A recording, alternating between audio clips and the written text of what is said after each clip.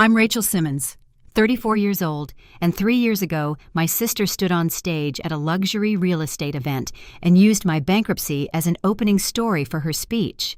She called it a lesson in financial literacy.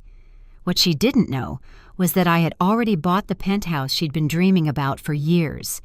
It was the signature property of the development she was promoting, and I paid cash.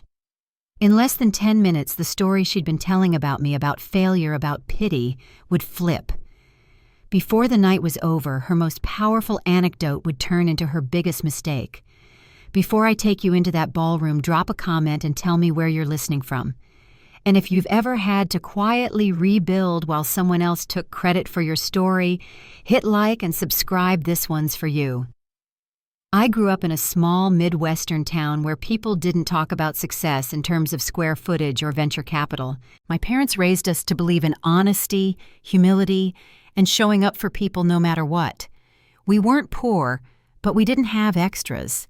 My dad fixed cars at the local shop, and my mom taught second grade. If we wanted something big, we saved for it. If we failed, we learned. That's just how it was. Valerie and I were always different. She was ambitious in ways I wasn't. Stylish, polished, always reaching for the next title, the next address, the next best room to walk into. By the time she turned 30, she was closing luxury real estate deals in Los Angeles and collecting praise like it was currency. I stayed in the tech space, quietly building software for property management, solving real problems. It wasn't flashy, but it mattered to me. When I launched my first startup, I poured in every dollar I had. $500,000 saved from years of freelance development plus loans. I was sure I'd pay off within a year. The idea was solid automated systems to simplify leasing maintenance and tenant screening.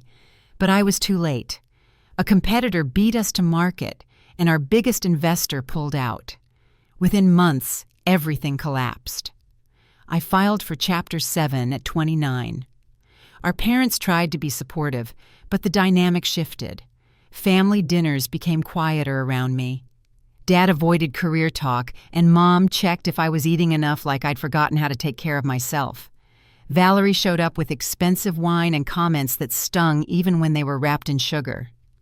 "We all make mistakes," she'd say with a gentle smile. "Want help budgeting at first?" I thought she meant well.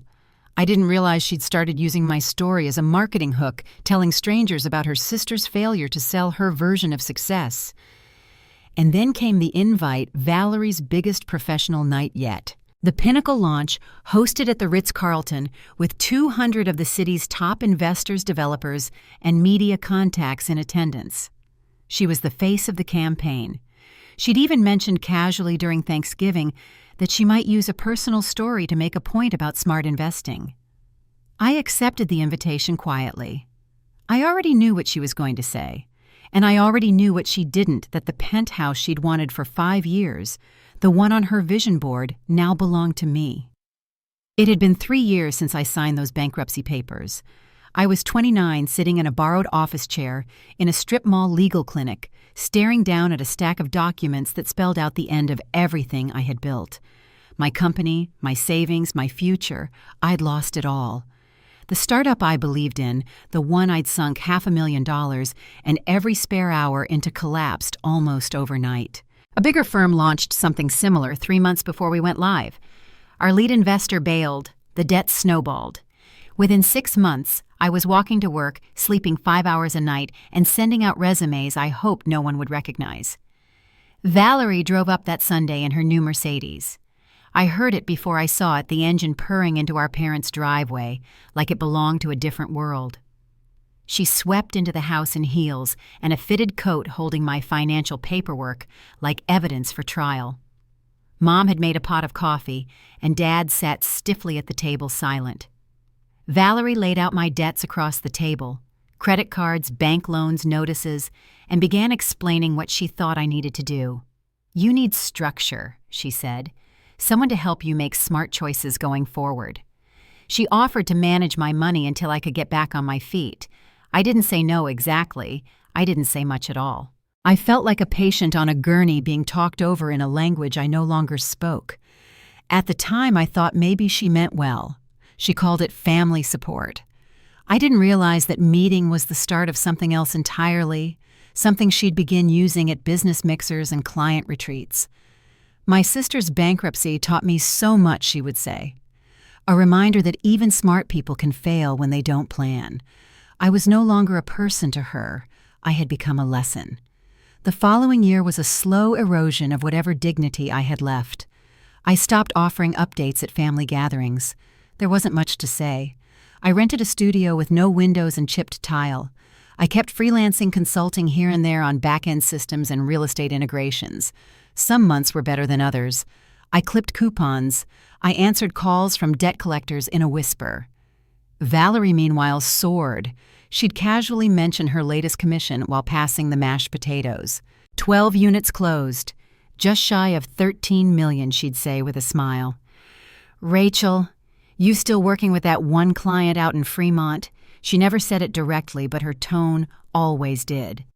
I was the sister who couldn't keep up, the one who might need help with rent, the one who never asked for it, but was always being offered a lifeline wrapped in ribbons of pity. The worst of it was how my parents started treating me. Mom refilled my water glass like I might be dehydrated.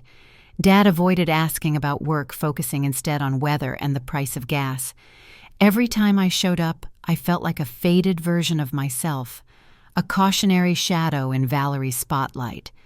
I kept working, quietly. I taught myself new frameworks, learned how to streamline automated workflows for high-end properties. I took midnight calls with overseas developers, sent out proposals under a shell company name to avoid having my bankruptcy show up in searches. I rebuilt brick by brick, but I told no one. Not yet. Then came Thanksgiving. Valerie breezed in with an armful of imported wine and a story about being asked to speak at the West Coast Real Estate Summit. They want insights on market psychology, she said, thinking about including a personal example, an anonymous one, of course, something real to anchor the data. I just nodded and carved the turkey, because by then I had already signed a private partnership agreement with Robert Chang. I had a beta platform running across 4 developments in 3 cities. The software was working, the revenue was climbing, and Valerie had no idea. The truth was, I didn't want her to know. Not yet. I wasn't ready for her to frame it, spin it, or reshape it into something she could wear like a brooch.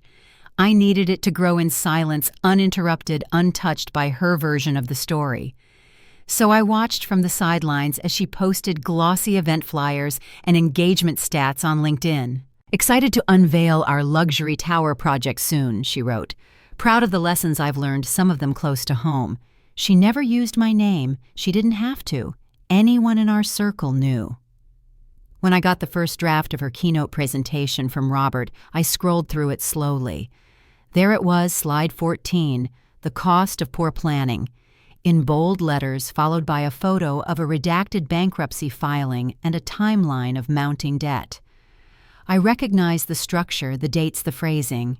It was mine. Every detail pulled from that Sunday afternoon meeting at our parents' house.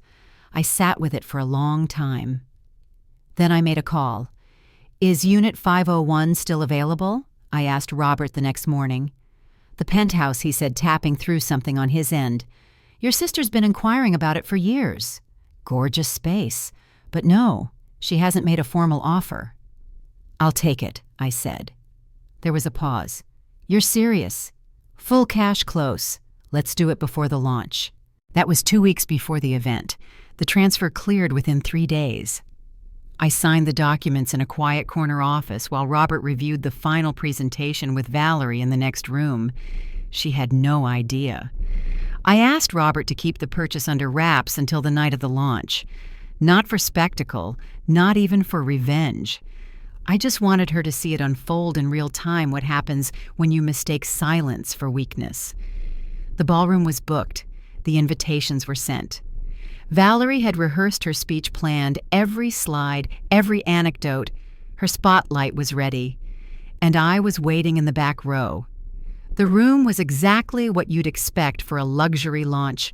Golden lighting, polished marble floors, and round tables dressed in white linen. Waitstaff in black ties moved quietly between rows of investors, developers, and press. Near the stage stood a towering LED screen cycling through glossy renderings of the new development. Valerie was already on stage when I slipped in her voice steady and polished as she clicked through the early slides of her presentation. I chose a seat at the back, partially hidden behind a column. No one noticed me. That was the plan. My dress was simple, my jewelry minimal. I didn't want to draw attention before the moment was right. As she continued speaking, my phone buzzed in my purse. A message from Robert. 15 minutes. Everything's ready.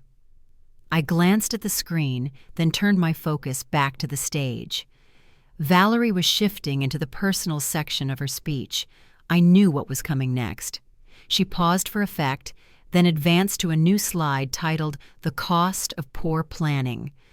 My stomach tightened, even though I had already seen the presentation.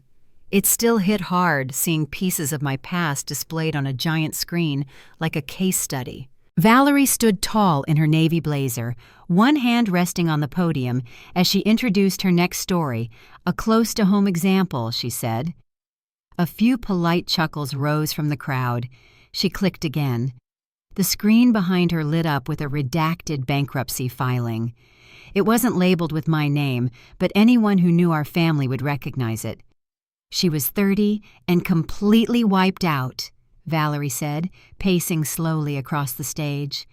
Every penny gone, no backup plan, no exit strategy. She shook her head softly, the way someone might when telling a story they'd moved past. A few heads in the crowd nodded. A man in the third row scribbled something on a notepad. A woman nearby whispered, "This is why I pay for professionals." Another slide appeared this time, a graph showing a rapid spike in debt followed by a sharp decline. Valerie narrated the numbers like they were fiction. I sat motionless, hands folded in my lap, listening to my own life become a warning for strangers. She moved to a photo of a foreclosure notice. Not mine, but it didn't matter. The implication was enough. Then came the line I had heard secondhand before, but never from her lips in person. "I support her now," she said, voice lowered just enough to sound heartfelt. "Family means helping even when mistakes are hard to watch." A hush moved through the room. Her version of generosity sounded noble, like she was holding everything together for someone else's sake, like I was a weight she carried out of love. The projector switched again now, showing a wide aerial shot of the Pinnacle's rooftop terrace. Valerie straightened, regaining her corporate rhythm. "This development is everything her venture wasn't," she said, voice rising. "Planned, funded, backed by research." She clicked one more time. A floor plan filled the screen. "Unit 501, she announced. "The crown jewel. 3 bedrooms, wraparound views, smart home integration. Listed at $3.2 million. Several guests leaned in, murmuring to each other. Phones came out. The unit was a known prize featured in the marketing campaign discussed on blogs. Valerie smiled, riding the energy in the room. "A space for those who understand that success takes more than dreams," she said. And that's when Robert stepped onto the stage. He didn't rush, just walked calmly from the side holding a slim gold folder. Valerie turned, startled for a moment, then quickly regained her poise. "Everyone," she said, "our CEO, Robert Chang." Applause followed, light but attentive.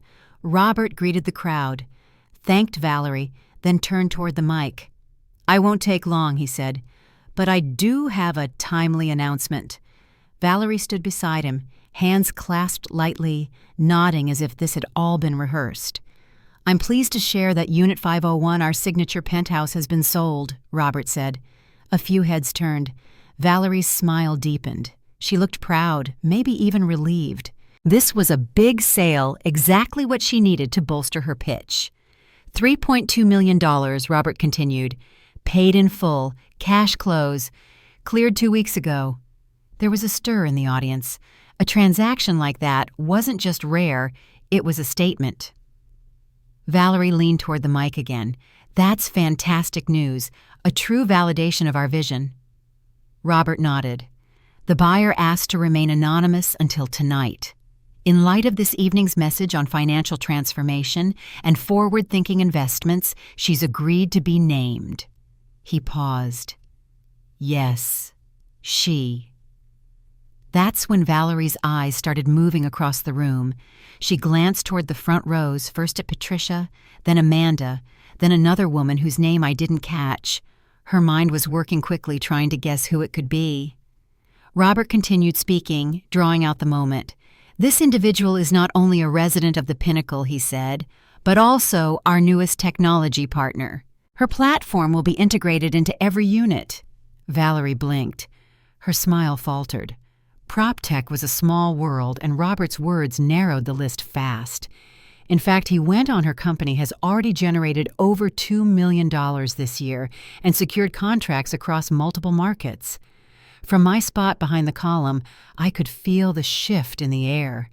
Jennifer Walsh from the Tribune raised her phone. A man at the center table whispered something to his colleague. Valerie's gaze lingered on the back of the room for a half-second longer. Robert angled the contract folder so the cameras could see the official seal. "This buyer is someone who's been mentioned tonight," he said gently, though perhaps not in the way she deserved. Then he said my name. Rachel Simmons. "Would you join us on stage?" The room went still. I stood slowly, letting the quiet fill in the space. Chairs creaked as heads turned. My heels clicked softly on the marble floor. Phones lifted. Whispers passed from one table to another. Valerie's expression changed 3 times in 5 seconds. First confusion, then disbelief, then something close to fear. Her hand tightened around the podium. I took the steps carefully and shook Robert's hand. He guided me to center stage. The lights were warm, but not blinding. "You," Valerie began, but her voice caught. I looked at her steady. "You offered to help," I said into the mic Robert handed me. I never asked. That was all I needed to say. The rest would come soon enough. Valerie didn't move at first. She stood frozen behind the podium, hands still gripping the clicker, watching me stand beside Robert with a composure she didn't know I had. I could see her eyes searching my face, trying to piece together how any of this could be true. The murmurs in the audience had grown into a steady hum, now polite, contained, but impossible to ignore. Phones were out. Cameras pointed our way. Somewhere near the front, Jennifer Walsh was already typing. "You don't have that kind of money," Valerie finally said, voice tight. "You've been struggling. I've helped you." The microphone caught every word. Robert stayed quiet, letting the moment stretch. I turned slightly toward her. "You offered," I said. "I never accepted." There was no anger in my voice, just clarity, the kind that doesn't come from rehearsing but from living every step of it in silence. Robert stepped forward. "Rachel is the owner of Unit 501, closed and paid in full. She's also the founder and CEO of Next North PropTech, which will power the Pinnacle and 3 of our upcoming projects." He paused. "We're proud to have her as a partner." From somewhere in the audience, a soft round of applause began, a few hands, then more. I didn't look toward Valerie, but I could feel her energy shift beside me. Her breathing changed. Her shoulders lowered just slightly. "Next North," she said under her breath. "You're Next North." "Yes," I said. "The company you've been trying to meet with for 6 months." She blinked. The realization landed. Her emails, the calls, the calendar holds that went unanswered, they had come to me, to the CEO inbox, the one she didn't know had my name on it. Robert kept the event moving, guiding the conversation back to the building's features, but no one was really listening. Not anymore. The room had already seen what they came for. This wasn't about specs or smart thermostats. It was about shift, about reversal. The quiet one wasn't quiet anymore. Charles Benton rose from his seat in the 3rd row. Valerie's boss. He didn't say anything at first, just looked at her with a calm, disappointed expression that said more than any words could. She straightened, then looked away. "Ms. Simmons," Robert said, turning to me, "would you be willing to give a short overview of Next North's platform?" I nodded, stepping toward the screen. Valerie stayed where she was, hands now resting on the edge of the podium, her knuckles pale. As I spoke, outlining the tech, the adaptive systems, the AI learning capabilities, I felt the energy of the room realign. The shift wasn't just between the two of us anymore, it was wider than that. Valerie had spent the evening building a story about me, but now they were hearing the real one directly from me. When I finished, Robert returned to the stage holding a printed contract. With Rachel's permission, he said I'd like to share a few details. I gave a small nod. He held the folder so the cameras could catch the seal. The penthouse purchase was made in cash, $3.2 million. No mortgage, no financing. Additionally, Horizon Properties has signed a $10 million partnership agreement with Next North, covering 4 developments across the West Coast. There was no need for reaction. The numbers did it all. I didn't look at Valerie again. I didn't need to. I already knew what she was feeling. That weight in your chest when the story you've been telling about someone else no longer works. And more than that, the realization that everyone around you just saw it happen. Charles stepped up toward the stage. When he reached the top, he turned to Valerie. "I think we'll wrap your portion of the evening here," he said, voice low but firm. She didn't argue, just stepped down, eyes unfocused, mouth slightly open. She passed me on the way to her seat, but didn't look up. Once the event wrapped, I stayed near the edge of the stage. People came to shake hands, asked questions, offer cards. Patricia Steinberg asked if Next North had bandwidth for a hospitality integration. Thomas Chen wanted to talk about funding Round B. The night had turned entirely. But even as I accepted the offers and exchanged contact info, my thoughts circled back to Valerie. Somewhere in the crowd, she was still here, still watching, still realizing. I didn't seek her out. There would be time for that. By the time I made it back to my hotel room, the event had already hit the press. The Tribune posted a teaser headline, "From Bankrupt to Boardroom Local Founder Rewrites the Night." My inbox was full. I silenced it and sat near the window looking out over the city. That night had been years in the making, but it was only the beginning of what still needed to be said. The next morning, Valerie showed up at my office before I even had time to check my calendar. My assistant buzzed in, unsure.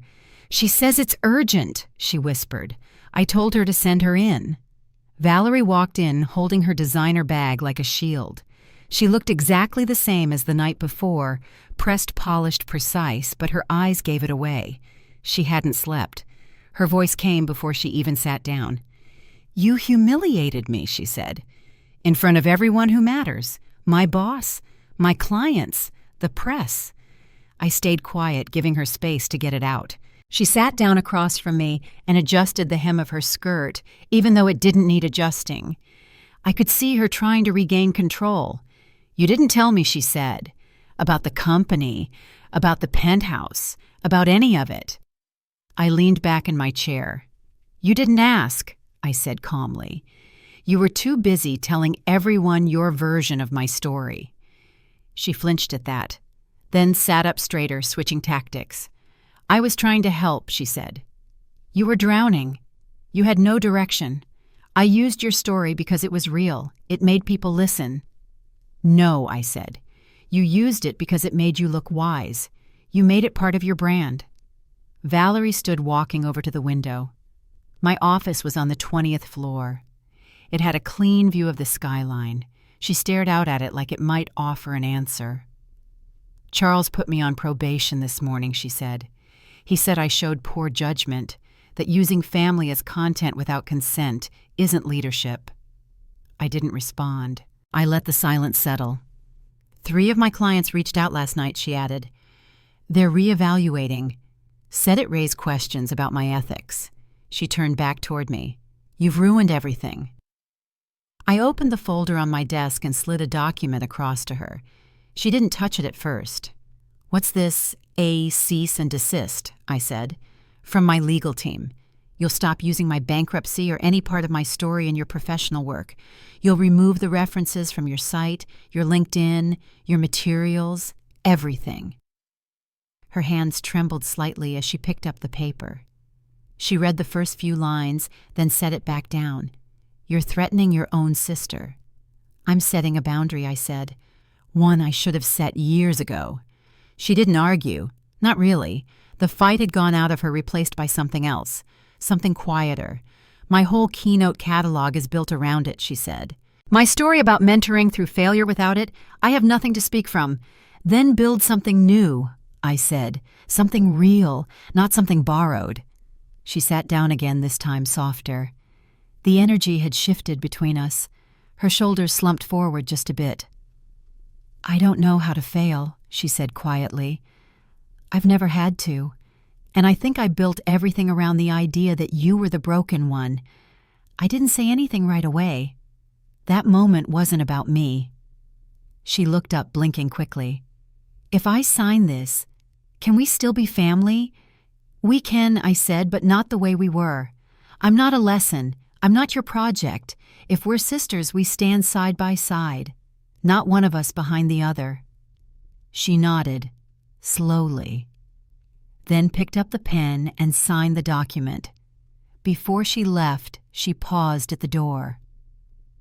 "For what it's worth," she said, "the penthouse really is perfect for you." After she left, I didn't say anything for a long time. I just looked at the signed paper on my desk and let the quiet settle in. That afternoon, Charles called to follow up. He apologized for the way the event unfolded and thanked me for the way I handled things. Valerie had been reassigned to smaller accounts.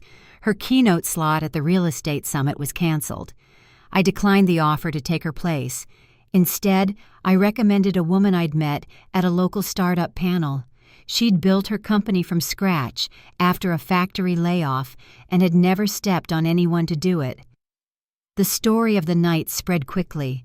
People posted clips, quoted my pitch, shared screenshots of the announcement. Valerie's name faded from the coverage, her role replaced by mine. Her LinkedIn profile went quiet. The posts about mentoring through failure disappeared. The ones that remained were sparse and distant. Meanwhile, my inbox kept filling. I wasn't expecting a call from Mom, but she rang the following week. I read the article, she said. "Why didn't you tell us I kept my tone gentle? Would you have believed me over Valerie?" She didn't answer right away, but the pause told me what I needed to know. Dad was more direct. "Your sister's having a hard time. Maybe you could—" "No," I said. "I'm not here to manage her emotions. That's part of what got us here." For the first time in years, the family group chat went quiet. A few cousins broke the silence eventually. One of them sent a message that read, "Rachel, amazing work. Maybe we should all stop just posting our highlight reels." A few weeks passed. Then a text came in from Valerie. She'd taken a lateral role at a smaller firm, new team, clean slate. The message was professional, simple, starting over. "Just wanted you to know." I replied, "Congratulations. Starting over isn't the end of the world.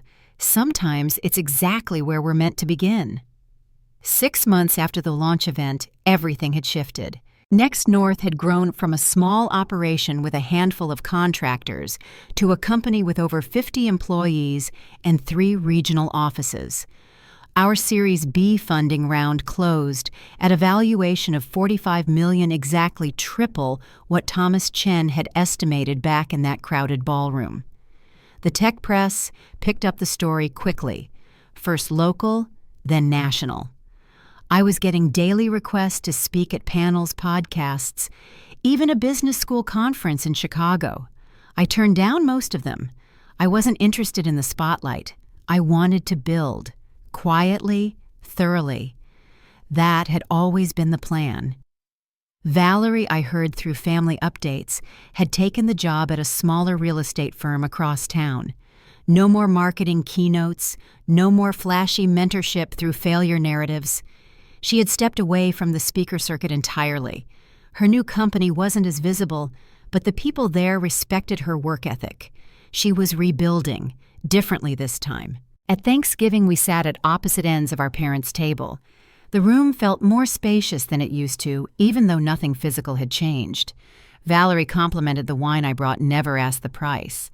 I asked about her new office, careful not to compare square footage. It was civil, quiet, unremarkable in a way that felt like progress. As we passed around pie and decaf, she glanced across the table and said, "I saw that Next North won the Smart Building Innovation Award." I thanked her, then offered congrats on the Riverside Commerce deal. Looked like a good move. Mom smiled at both of us like we were finally on the same team. But we weren't. Not exactly. And that was okay. Later that evening, while we were both standing at the sink loading the dishwasher, Valerie spoke without looking at me. "I'm in therapy," she said, "trying to figure out why I needed you to be failing." I passed her a plate. "That's good," I said. "I hope it helps." There was a pause. Then, "Do you think we'll ever be close again?" I set a mug gently in the rack. "We were never really close," I said, not unkindly. "You were the successful one. I was the story you used to prove it." She nodded slowly. "Maybe now we can figure out who we are without that." That was the first real conversation we'd had in years. A year after the launch, I hosted a private dinner in the penthouse. The dining area opened to city lights on one side and a long oak table on the other, set simply with white dishes and tall candles. It wasn't a party. It was a gathering of people who, like me, had learned what it meant to start again. There was Nate, once a restaurant owner, now writing code for hospitality apps. Marlene, who had lost a tech job during a merger and found her footing again helping nonprofits digitize their workflows. And Sarah, the youngest at the table, whose social platform folded during launch week, but who still hadn't stopped dreaming in wireframes. We ate quietly at first, but over the course of the evening, stories emerged. Not the polished versions you'd find on a resume, just the real ones. The messy, uncertain middle chapters people usually skip over. "I thought I was done," Nate said. "Now I work fewer hours and make twice what I did before." Marlene nodded. Failure stripped away everything that didn't matter. What's left is solid. Sarah sat quietly for a moment, then looked out at the view. "The city looks different from up here," she said. "The view is nice," I said, "but the climb taught me more." We shared more than food that night. We shared names of accountants and lawyers who had helped us, names of investors to avoid, questions to ask before signing a term sheet, and sometimes we just let the silence fill the room, comfortable earned. That night, as I stood by the window and looked out over the city, a text came in from Valerie. "Saw the WSJ article about your mentorship dinners. Proud of you." I typed back, "Thanks." "How's the new project challenging?" she replied, then added, "In a good way." It was enough. We had found our rhythm measured respectful and just distant enough to work. By the time I turned out the lights and walked through the quiet penthouse, I realized something I hadn't quite named before. The real success wasn't the property or the valuation. It was being able to stand in a room with others and not need to prove anything. It was the freedom to be seen fully failure success and everything in between. I didn't need a stage anymore. I had something better. 3 years to the day after I filed for bankruptcy, I stood in the same office building this time, in the top floor conference room overlooking a city that once felt too big for me. The table in front of me held 2 sets of documents, one for our 3rd international rollout, the other finalizing our acquisition of a smaller analytics startup. Across from me sat 2 lawyers, 3 senior engineers, and a venture partner I'd once sent a cold pitch to from a coffee shop. As we wrapped the meeting, my phone buzzed with a calendar reminder: parents' 40th anniversary dinner. I had it set weeks ago, not because I was likely to forget, but because the thought of that gathering still brought a small knot to my stomach. They wanted both of us there, me and Valerie, together. A sign maybe that things had changed, or that they hoped we had. That evening, the restaurant they chose was quiet and classic white tablecloths, soft jazz, tall glasses that caught candlelight. Valerie arrived first. She wore navy understated hair pulled back. She stood when I walked in, and for the first time in years I noticed she didn't look like she was performing for anyone. We greeted with a nod, not a hug. Our parents seemed relieved. They had both aged in ways I hadn't fully seen until that night. Dad asked about work. Mom asked about the mentorship program. Valerie said she'd seen the coverage. Smart move, she added. Quiet impact always lasts longer. It felt genuine. Midway through the meal, a distant cousin, someone I barely remembered, asked about our relationship. He was visiting from out of state and didn't know the history. He just saw 2 grown daughters sitting on opposite sides of the table. We're sisters, Valerie said, setting down her fork. We've learned how to be in each other's lives without making each other small. I nodded. We each have our own path and our own stories. She glanced at me and smiled, not the polished one she used for clients, but the quiet kind you give when something is finally true. The table moved on to other topics. Mom teared up. Dad relaxed. Later that week, a woman named Tasha emailed me through the mentorship site. Her brother, she wrote, had been using her eating disorder recovery story as part of his coaching brand. She didn't know how to make him stop without causing a permanent family split. I sat with the message for a few minutes before replying. I didn't offer legal templates or business advice. I just wrote, boundaries don't ruin families. They show you which relationships were real to begin with. The ones worth saving will survive the truth. A few days later, she followed up. She had served him a cease and desist through a third party. He was furious, but she said for the first time in years, she felt like her story belonged to her again. That stayed with me. On a Wednesday morning, I walked into the penthouse after a long client call and paused in the entryway. The lights adjusted automatically, the shades lifted.